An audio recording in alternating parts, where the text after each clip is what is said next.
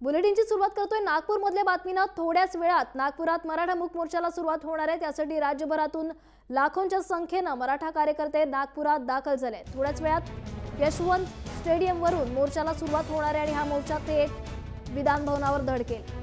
मोर्चाचं निवेदन यावेळी मुख्यमंत्र्यांना देण्यात येणार आहे आणि हे निवेदन मुख्यमंत्र्यांनी स्वीकारावं असा आयोजकांचा आग्रह आहे। दरम्यान शिवसेनेचे आमदार भगवे फेटे घालून मोर्चात सहभागी होणार असून सर्वपक्षीय आमदारही मोर्चात सहभागी होणार आहे। मराठा आरक्षण कोकणीतल्या नराधमांना शिक्षा झालीच पाहिजे यासाठी सध्या मराठा समाज आक्रमक झाला आणि यापूर्वी देखील राज्यभरात मोठ्या प्रमाणात मूक मोर्चे काढण्यात आले होते।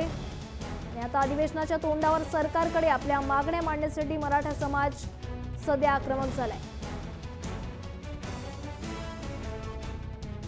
मोर्चाचं नेतृत्व मराठा समाजाच्या सगळ्या आमच्या मुली करणार आहेत, परंतु आम्ही त्यांना सपोर्ट देण्याच्या माध्यमातून आज त्या मोर्चात सामील होणार आहोत आणि त्या मोर्चाला सामोरं जाण्यासाठी त्यांना आम्ही सपोर्ट करणार आहोत।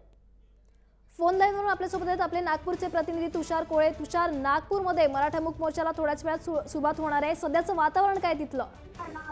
आता यशवंत स्टेडियममध्ये मोठ्या संख्येने मोर्चेकरी जमलेले आहे। हजारोच्या संख्येने राज्याच्या वेगवेगळ्या भागातले मोर्चेकरी आलेले आहेत। सध्या ज्या मुली आहेत त्या मुलींचे भाषण सुरू आहे, ज्या मुली निवेदन देणार आहेत त्या मुली वेगवेगळ्या विषयावर आपल्या वेगवेगळ्या मागण्या संदर्भात मोर्चेकऱ्यांना आपल्या भाषणाच्या माध्यमातून विषय समजून सांगत आहेत। थोड्या वेळाने या मोर्चाला सुरुवात होणार आहे, पण मोर्चा आयोजकांनी तक्रार केली की कुठेतरी मोर्चेकऱ्यांच्या गाड्या आहेत शहराच्या बाहेर अडवल्या जात आहेत, त्यांना पायी मोर्चाकडे पाठवलं जात आहे। त्यामुळे मोर्चेकऱ्यांनी असा पवित्रा घेतलेला की जेव्हापर्यंत संपूर्ण मोर्चेकरी मोर्चा स्थळी पोहोचत नाही तेव्हापर्यंत आम्ही मोर्चा काढणार नाही। त्यामुळे त्या सर्व मोर्चेकऱ्यांची वाट पाहिली जाते की ज्यांच्या गाड्या शहराच्या बाहेर अडवल्या गेल्या, ज्या पायी येत आहे त्या मोर्चाला आणखी तरी सुरू व्हायला थोडा वेळ लागू शकतो, कारण की अनेक मोर्चेकरी अजून पोहोचलेले नाही। जे मोर्चेकरी ट्रेनने आले होते ते मोर्चेकरी इथे पोहोचलेले, जे सकाळला आले होते ते तिथे पोहोचलेले आहे, पण ज्या मोर्चेकऱ्यांच्या गाड्या बाहेर अडवल्या गेलेल्या आहेत ते मोर्चेकरी पोहोचत नाही, त्यामुळे मोर्चाला आणखी थोडा वेळ लागू शकतो। सध्या तरी जे मोठ्या संख्येने मोर्चेकरी जमलेले आहे, मुलींचे भाषण सुरू आहे आणि मोर्चा सुरू व्हायला थोडा वेळ आहे आणि थोड्या वेळातून मोर्चा सुरू होणार आहे। ज्योती, तुषार, साधारणतः किती वेळात या मोर्चाला सुरुवात होईल आणि किती मोठ्या प्रमाणात मराठा लोक या मोर्चात सहभागी झाले?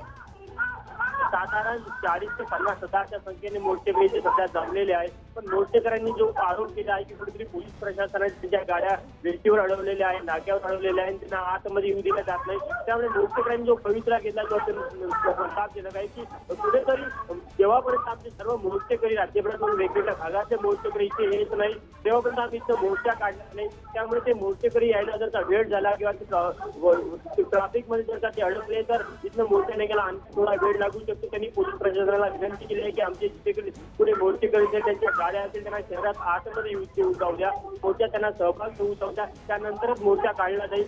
सध्या आणखी ते वेळ आहे, साधारण 1 ते 1.5 तासानंतर हा मोर्चा निघण्याची शक्यता आहे, कारण की अनेक मोर्चेकरी मोर्चाच्या ठिकाणी पोहोचले। त्यामुळे या सर्वांच्या लक्षात याकडे लागलं आहे की हा मोर्चा कधी निघतो, पण जे प्राथमिक स्वरूपाचा कार्यक्रम आहे तो सुरू झालेला आहे। त्याच प्रकारावर मुलींचे भाषण सुरू आहे। मुलींचे भाषण झाल्यानंतर सर्व मोर्चाकरी मोर्चा इथं निघणार आहे, पण त्याला सध्या त्या आयोजकांकडून वेळ लागला असल्याचं बोललं जात आहे। नक्कीच तुषार, या मोर्चा संदर्भातले अपडेट्स आम्ही तुमच्याकडून वेळोवेळी घेत राहू। तुर्तास धन्यवाद तुम्ही दिलेल्या या सविस्तर माहितीसाठी। तर नागपुरात मराठा मूक मोर्चाला सुरुवात होणार आहे आणि त्यासाठी राज्यभरातून लाखोंच्या संख्येने मराठा बांधव या मोर्चात सहभागी होत आहेत।